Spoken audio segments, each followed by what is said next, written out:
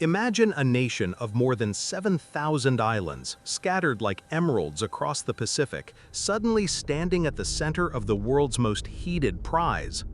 Beneath the restless waters of the South China Sea lies a secret so immense it could alter the balance of global power overnight. Not gold, not diamonds, but oceans of oil and gas. A hidden fortune worth trillions of dollars, capable of transforming the Philippines from a struggling archipelago into one of the most powerful energy giants on Earth. But every fortune comes with a shadow. And this one could ignite conflicts, shake alliances, and rewrite the future of Asia. What happens if the next energy superpower isn't China, isn't Saudi Arabia, but the Philippines? For decades, the Philippines has lived in the shadow of bigger powers. The Middle East supplies much of the world's oil.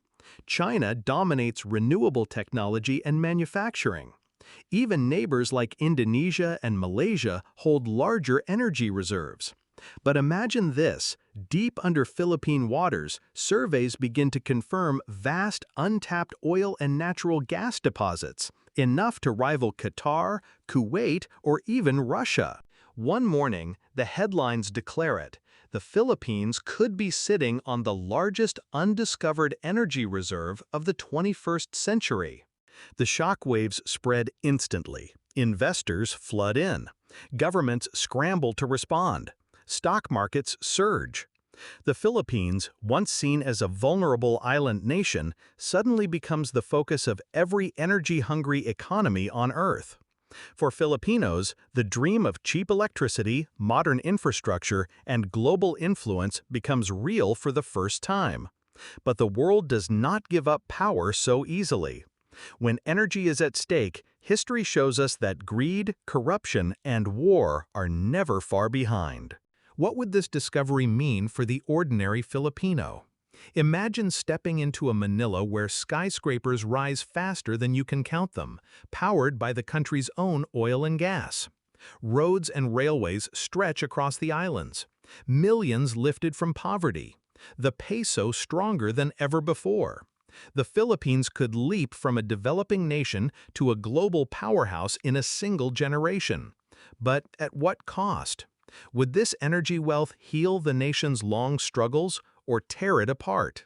The South China Sea is already one of the most contested regions on Earth. China claims nearly all of it. The United States patrols it.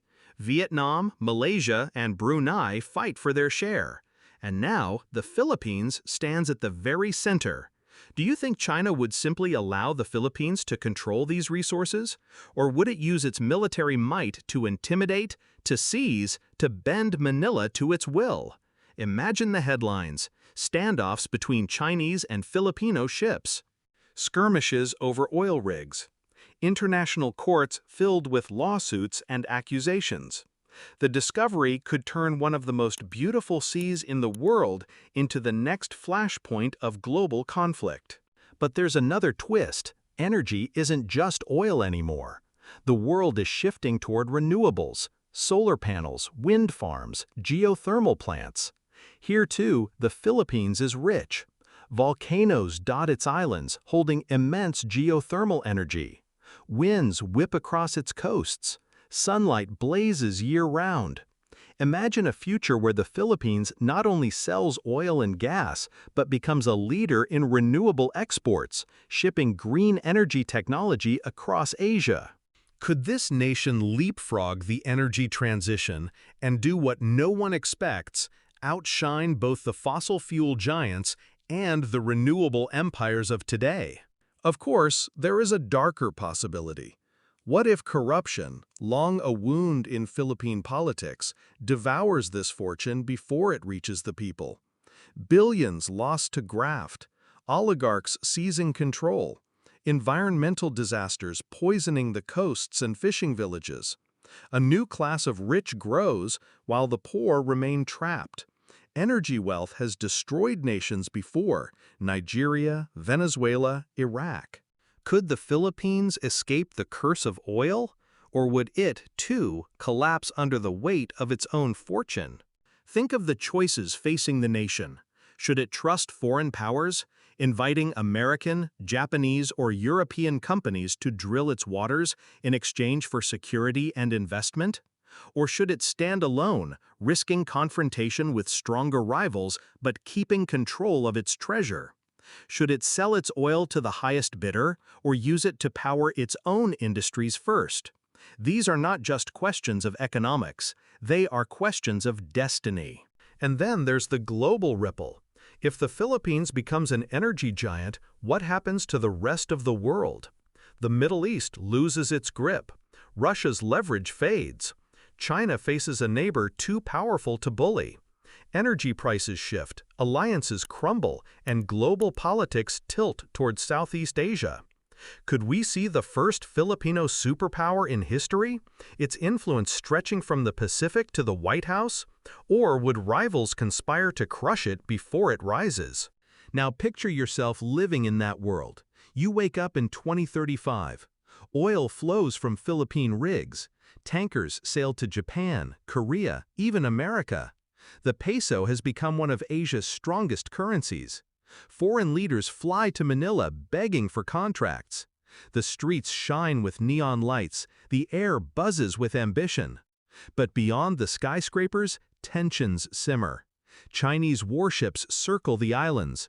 Rebel groups threaten pipelines. Environmentalists warn of disaster. You look up at the skyline and ask yourself, is this a miracle or a ticking time bomb? History teaches us that energy changes everything. Coal-powered empires, oil-fueled wars, gas shaped the Cold War. Today, the Philippines sits on the edge of that same story, its future unwritten. Will it rise as a beacon of hope, proving that even a small island nation can become a global giant? Or will it be dragged into chaos, undone by the very fortune that promised salvation? The answer lies in choices not yet made, in leaders not yet elected, in generations not yet born. What if the Philippines becomes the next global energy giant? The world would never be the same. The question is, would it be a world of prosperity or peril?